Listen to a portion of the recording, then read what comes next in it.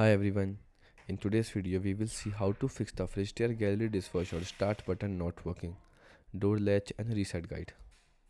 So the fixed one, you can check the door latch. Open the dishwasher door, close it firmly until you hear a clear or click. Then make sure nothing like a dish or rack is blocking the door and try pressing the start button again. The fix 2, you can inspect the door latch from damage. So turn off the dishwasher and unplug it or switch off the breaker.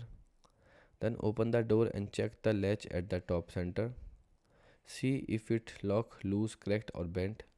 If damaged, you may need to replace the latch. The fix 3, you can reset the dishwasher. Turn off the dishwasher, unplug it from the power outlet, then wait for around 5 minutes and plug it back in and turn it on and press the start button.